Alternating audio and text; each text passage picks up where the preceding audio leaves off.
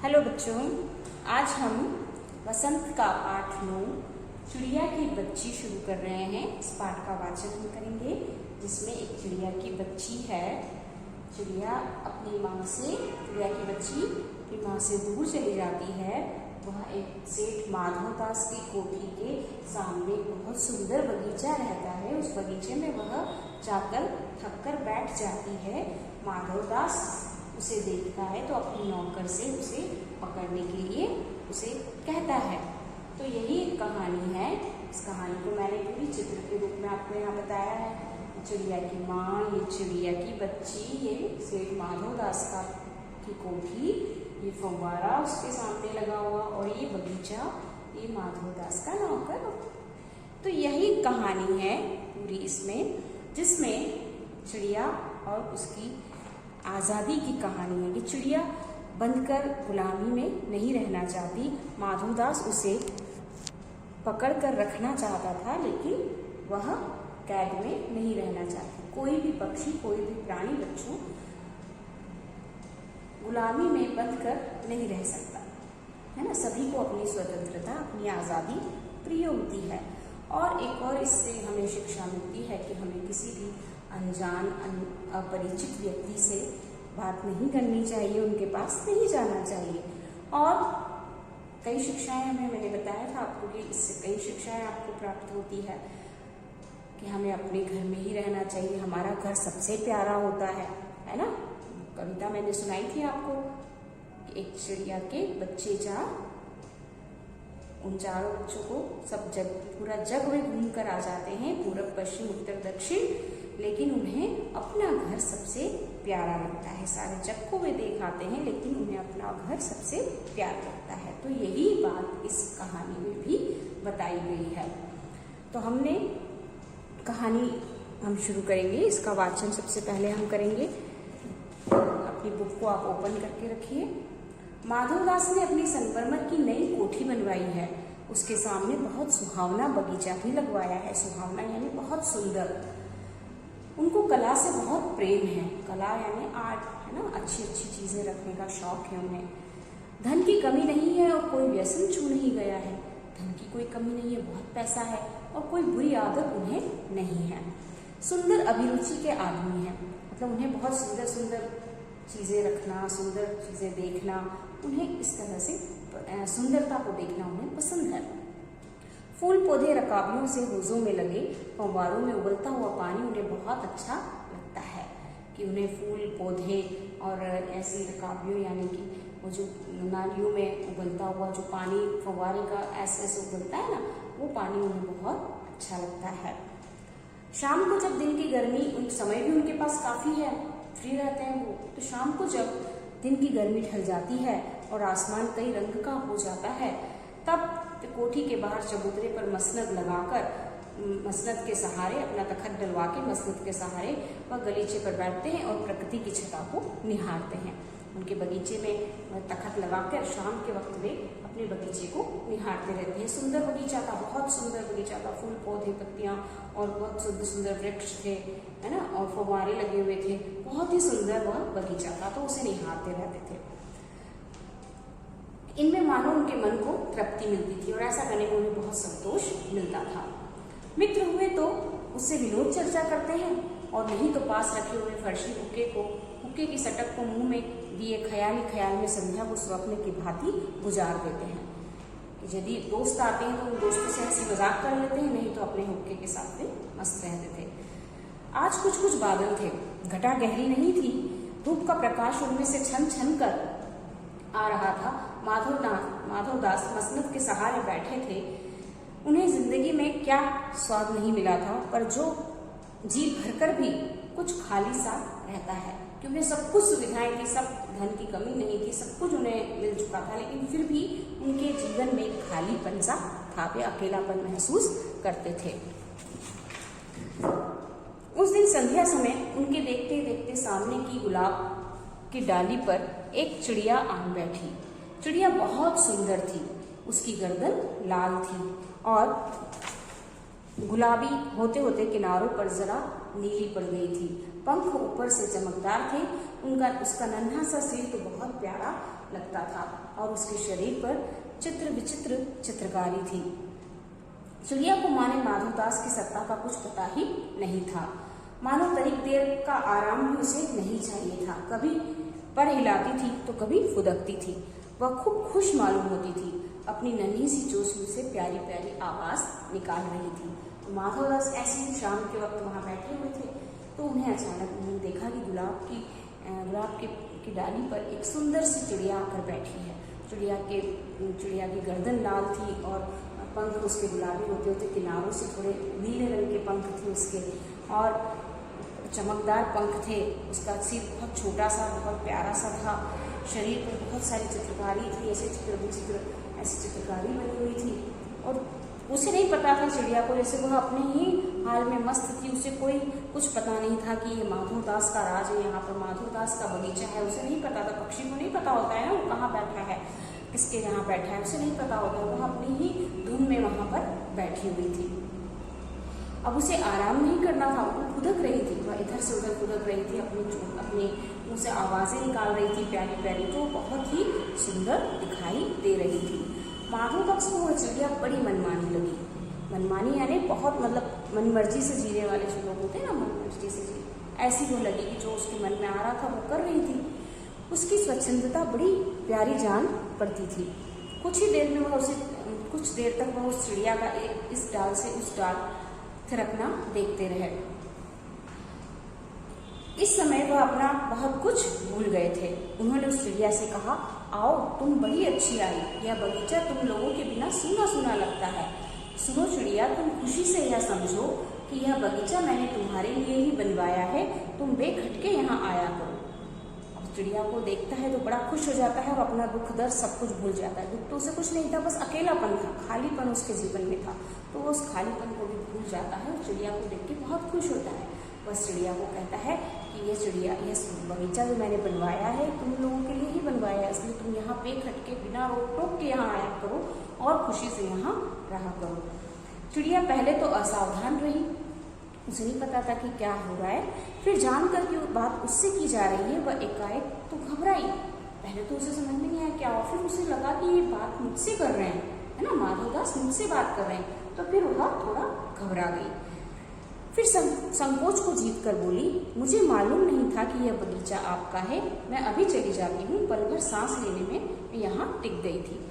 चिड़िया कहती कि मुझे नहीं पता था कि यह आपका बगीचा है ना, मैं यहाँ से अभी चली जाऊँगी, है ना, मैं तो बस थोड़ी देर के लिए यहाँ रुकी थी।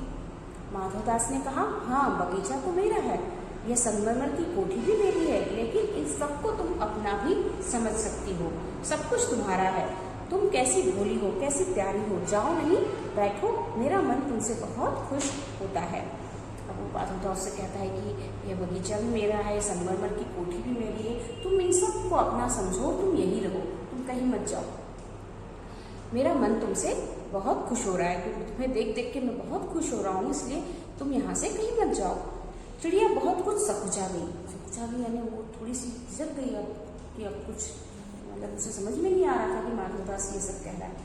उसे बोध हुआ कि यह उससे गलती तो नहीं हुई कि वह यहाँ बैठ गई है। अब वह सोचने लगी कि अब कहीं मुझसे गलती तो नहीं होगी कि मैं यहाँ यहाँ बैठ गई, यहाँ बैठकर मैंने कोई गलती तो नहीं कर दी। उसका थिरकना रुक गया, मतलब वो जो उछल कूद कर रही थी, नाच रही थी, वह रुक गया। भयभीत सी वह बोली, मैं थक कर यहाँ बैठ गई थी, मैं अभी चली जाऊंगी, बगीचा आपका है, मुझे माफ़ करें कि मैं थक गई थी इसलिए यहाँ बैठ गई थी, आपका बगीचा इसलिए मुझे माफ़ करें, मैं यहाँ से अभी चली जाती हूँ। माधवदास ने कहा, मेरी भोली चिड़िया, तुम्हें देखकर मेरा चित्त प्रफुल्लित हुआ है, मतलब मैं बहुत प्रसन्न हूँ, मेरा मन बहुत प्रसन्न हुआ है तुम्हें देखकर।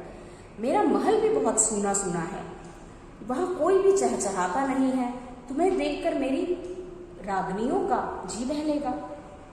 तुम कैसी प्यारी हो, यहाँ ही तुम क्यों न रहो। माधवदास कहता है कि तुम बहुत भोली हो, तुम्हें देखकर मेरा मन बहुत खुश हो गया है और मेरा महल पूरा सूना है, जो मेरे महल में कोई भी यहाँ पर चहचहाता नहीं है, तुम यहाँ रहोगी तो मुझे बहुत अच्छा लगेगा, इसलिए तुम यहाँ से कहीं मत जाओ, यहीं रहो। चिड़िया बोली, मैं माँ के पास जा रही हूँ, सूरज की धूप खाने और हवा से खेलने, फूलों से बात करने में मैं ज़रा घर से उड़ाई थी, अब सांझ हो गई है, और माँ के पास जा रही हूँ। अभी अभी मैं चली जा रही हूँ, आप सोच न करें कि मैं अभी जा रही हूँ, आप चिंता मत करो, मैं अभी कभी निकल जाऊँगी। मैं तो अपनी माँ से, मैं तो अपने घर से निकली थी कि मैं फूलों से बातें करूँगी, मैं हवा से खेलूँगी, मैं सूरज की धूप खाऊँगी, इसलिए मैं घर से थोड़ा दूर दूर आई थी। अब मैं शाम हो गई है, अब मैं अपने घर की ओर जा रही हूँ, आप चिंता मत करें। माधवदास ने कहा, प्यारी चिड़िया पगली मत बनो, तुम्हारे चारों तरफ कैसी बहार है, देखो वह पानी खेल रहा है, उधर गुलाब हंस रहा है, भीतर महल में चलो, जाने क्या क्या न पाओगे। माधवदास उसे मतलब लालच देता है, प्रलोभन देता है उसे कि यहाँ क्या नहीं है, यहाँ देखो इतना सुंदर पानी है, इतने सुंदर गुलाब है, सभी तुमसे बातें कर रहे हैं, तुम यहीं रहो, कहीं मत जाओ। मेरा दिल वीरान है, वहाँ कब हंसी सुनने को मिलती है, मेरे पास बहुत सा सोना मोती है, सोने का एक बहुत सुंदर घर मैं तुम्हें बना दूंगा, मोतियों की झालर उसमें लटकेगी, तुम मुझे खुश रखना, और तुम्हें क्या चाहिए, माँ के पास बताओ क्या है, तुम यहाँ ही सुख से रहो मेरी भोली चिड़िया गुड़िया। माधवदास से कहता है कि तुम यहीं रहो, मैं तुम्हें सोने का पिंजरा बना के दे दूंगा, उसमें मोती की झालर लगाऊंगा, मेरे पास सोना मोती सब कुछ है, तुम्हारी माँ के पास क्या है, तुम वहाँ क्यों जा रही हो, है ना, तुम यहीं रहो, मेरा मन बहुत खाली है, और तुम मेरे इस सूने मन में तुम मेरे इस महल में आओगी तो मेरा सूनापन दूर हो जाएगा। हे भोली चिड़िया, भोली गुड़िया, तुम यहीं रहो, कहीं मत जाओ। वो इस तरह के लालच उसे देने की कोशिश करता है ताकि चिड़िया वहीं रुक जाए। चिड़िया इन बातों से बहुत डर जाती है। अब वो बहुत डर गई। वह बोली, मैं भटक कर तनिक आराम करने के लिए इस डाली पर रुक गई थी, अब भूल कर भी ऐसी गलती नहीं होगी, मैं अभी यहाँ से उड़ी जा रही हूँ, तुम्हारी बातें मेरी समझ में नहीं आती है। मेरी माँ के घोंसले के बाहर बहुतेरी सुनहरी धूप बिखरी रहती है, बहुतेरी यानी बहुत सारी सुनहरी धूप बिखरी रहती है। मुझे और क्या करना है, 2 दाने माँ ला देती है, और जब मैं पर खोलने बाहर जाती हूँ तो माँ मेरी बात देखती है, मेरा इंतजार करती रहती है। मुझे तुम और कुछ मत समझो, मैं अपनी माँ की हूँ, मुझे तुम और कुछ मत समझो। चिड़िया कहती है कि मेरे माँ के घोंसले के बाहर भी सुनहरी धूप आती है, मैं उस धूप को खाती हूँ, माँ 2 दाने लाती है तो उन्हें भी खा लेती हूँ, और मैं पर खोलकर जरा सा बाहर जाती हूँ तो मेरी माँ मेरा इंतजार करती है ना। अब तुम मुझे कुछ और मत समझो, मैं तुम्हारे लिए नहीं हूँ, मेरी माँ मेरा इंतजार कर रही है, मैं यहाँ से जा रही हूँ, मैं अपनी माँ की हूँ। ऐसा वह चिड़िया उस सेठ माधवदास को कहती है।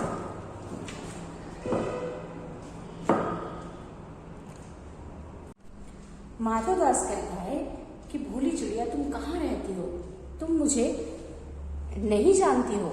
चिड़िया, मैं माँ को जानती हूँ, भाई को जानती हूँ, सूरज को और उसकी धूप को जानती हूँ, घास पानी और फूलों को जानती हूँ।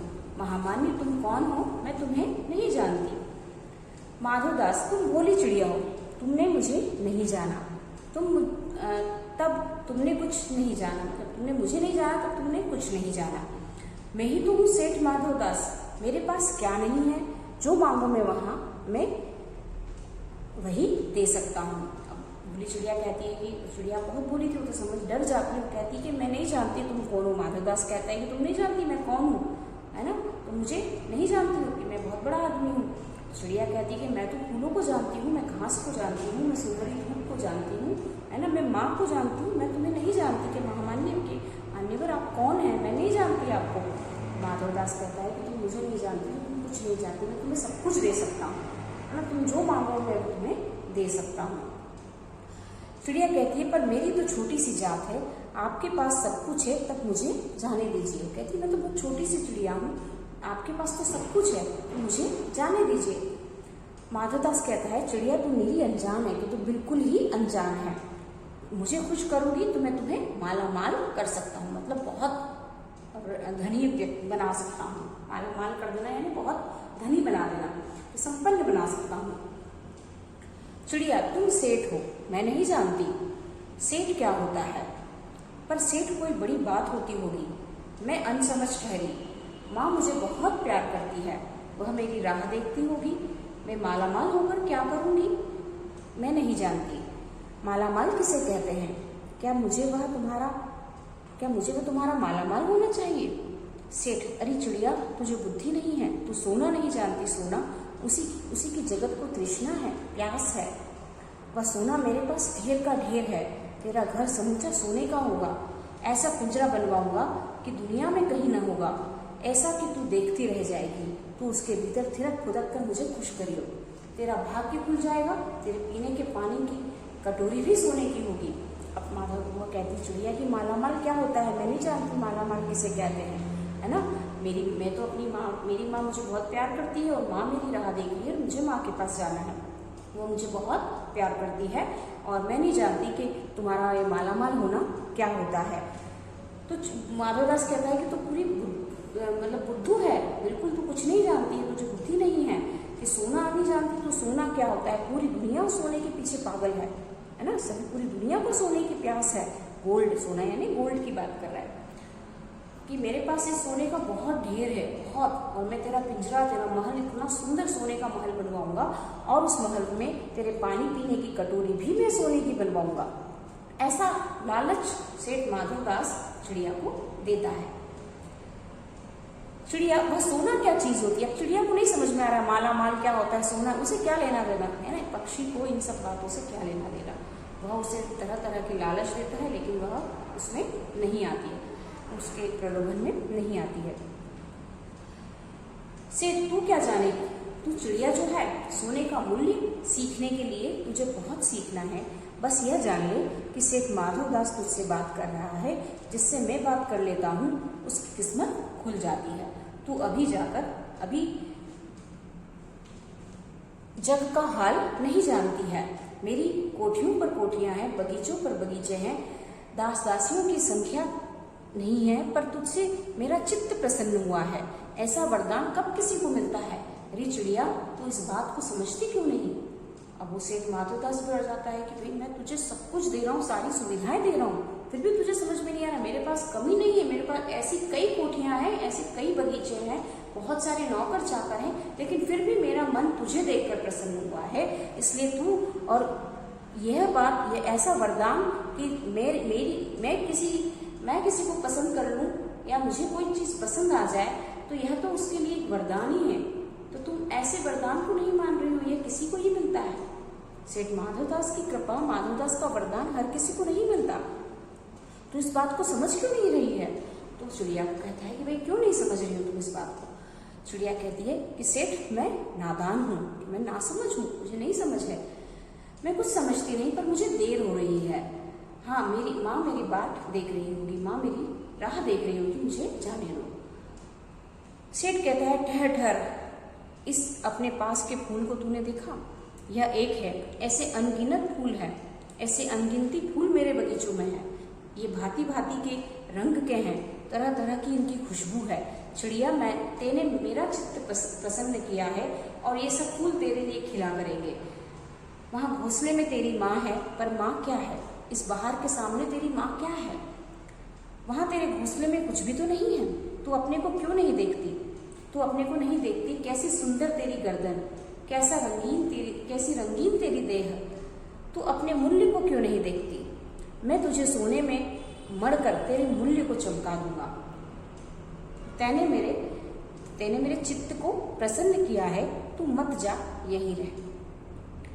सेठ माधवदास कहता है कि तुम माँ के पास जाने के लिए कह रही हो, तो माँ के पास क्या है? घोंसला है, सिंपल सा साधारण सा घोंसला है। उस घोंसले में क्या है? कुछ भी नहीं है। और तुम्हारी माँ के पास है क्या जो तुम वहाँ जाने की जिद कर रही हो, है ना? बार बार तुम कह रही हो माँ राह देख रही है, मुझे जाना है, लेकिन माँ के पास क्या है तो तुम जिद कर रही हो?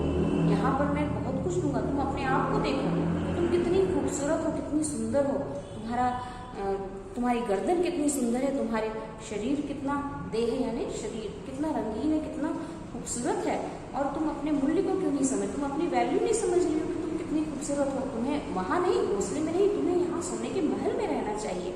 तुम इतनी सुंदर हो, तुम अपना मूल्य पहचानो। सेठ माधवदास उसे इस तरह से कहता है। चिड़िया कहती है सेठ मैं अपने को नहीं जानती, मैं खुद को नहीं जानती, इतना जानती हूँ कि माँ मेरी माँ है और मुझे यहाँ देर हो रही है। सेठ मुझे रात मत करो, रात में अंधेरा बहुत हो जाता है और मैं राह भूल जाऊंगी। कहती है कि मैं कुछ नहीं जानती, तुम क्या कह रहे हो, मैं खुद को भी नहीं जानती, मैं सिर्फ ये जानती हूँ कि माँ माँ है और मैं मेरी माँ के पास जाना चाहती हूँ। रात होने वाली है, तुम मुझे मत रोको, रात होने पर मैं राह भटक सकती हूँ।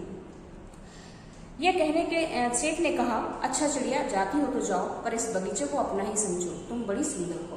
तो सेठ कहता है, ये ठीक है, तुम जाती हो तो जाओ, इस बगीचे को अपना ही समझना, तुम बहुत सुंदर हो। यह कहने के साथ ही सेठ ने एक बटन दबा दिया। इसके दबने से दूर कोठी के अंदर आवाज हुई, जिसे सुनकर एक दास यानी नौकर झटपट भागकर बाहर आया। वह सब क्षण भर में हो गया और चिड़िया कुछ भी नहीं समझी। अब माधवदास ने उसे तो कहा, चिड़िया को कि जाओ, तुम जाना चाहते हो तो जाओ।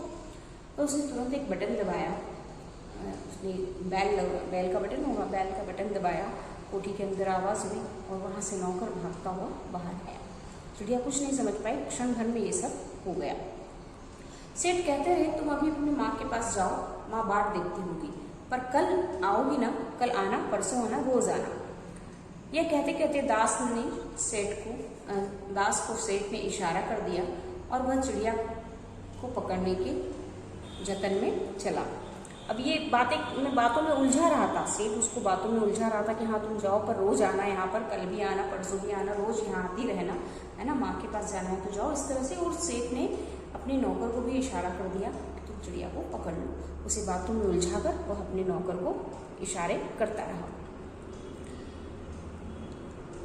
सेठ कहते रहे, सच तुम बहुत सुंदर हो, तुम्हारे भाई बहन है, कितने भाई बहन है, इस तरह से वो उसको बातों में उलझा रहा था ताकि नौकर उसे पकड़ सके।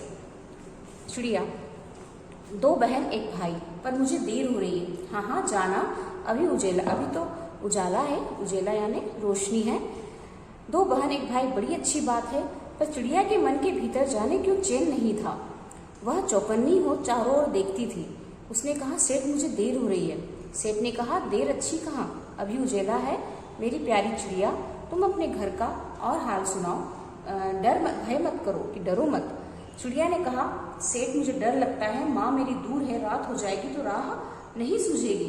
वह कहती, मुझे जाने दो, मुझे जाने दो। इतने में चिड़िया को पता चला कि जैसे कठोर स्पर्श उसके देह को छू गया।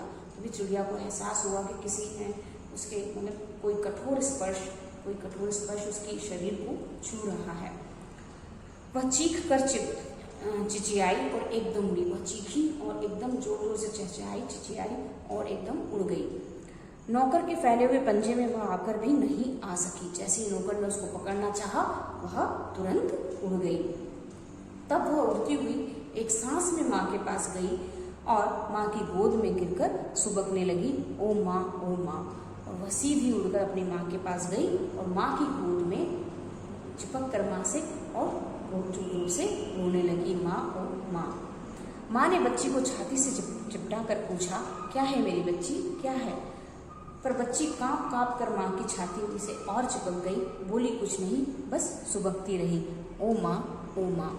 बड़ी देर में उसे ढांढस बंधा, तब वह पलक में उस छाती में ही चिपक कर सोई, जैसे अब पलक न खुलेगी। और वह सांस भी नहीं ले पाई थी, इतनी ज़्यादा डरी हुई थी और अपनी माँ की छाती से चिपक कर वह सो गई और फिर उसने पलक भी नहीं खोली, इतनी गहरी नींद उसे आ गई। तो इस तरह बच्चों, माँ ही होती है, माँ का प्यार ही होता है। और चाहे कोई हमें कितने ही प्रलोभन, कितने ही लालच क्यों न दे दे, लेकिन कभी भी हमें अपनी माँ से दूर नहीं रहना चाहिए। माँ की गोद में माँ के स्पर्श में जो प्यार है वह किसी और स्पर्श में नहीं होता, है ना। माँ की ममता तो बहुत ही अलग होती है। तो इसलिए अपनी मम्मी से बहुत प्यार किया करो सब लोग, ठीक है। और अपनी मम्मी के पास ही रहो, मम्मी का कहना मानो, ठीक है। और ये शिक्षा भी हमें इस कहानी से मिलती है कि हमें कभी भी किसी अपरिचित, अनजान किसी भी व्यक्ति से जो हमें तरह तरह के लालच और प्रलोभन भी थे, यदि अपने माता पिता से दूर रहने के, तो हमें उन प्रलोभनों में नहीं आना चाहिए, उस लालच में नहीं आना चाहिए और हमें अपने माता पिता के साथ ही रहना चाहिए। माता पिता की तरह हमें कोई भी प्यार नहीं कर सकता, ठीक है। तो बेटा आपको समझ में आया कहानी। और फिर इसकी शिक्षा, एक और शिक्षा जो हमारी हम पंछी उन्मुक्त गगन के कविता से हमने इसे जोड़ा था कि उस कविता में जो बताया गया है कि पक्षी खुले आसमान में उड़ना चाहते हैं, पक्षियों को कैद करके नहीं रखना चाहिए। चाहे हम उन्हें कितनी ही सुविधाएं दे दें, कितना ही सोने का पिंजरा सब कुछ बनवा दें, लेकिन फिर भी पक्षी उस कैद में नहीं रहना चाहेंगे, क्योंकि उन्हें उड़ना पसंद है ना। तो हमें पक्षियों को स्वतंत्र रखना चाहिए। तो तो आपको मजा आया होगा कहानी में। अब इसके क्वेश्चन आंसर हम करेंगे।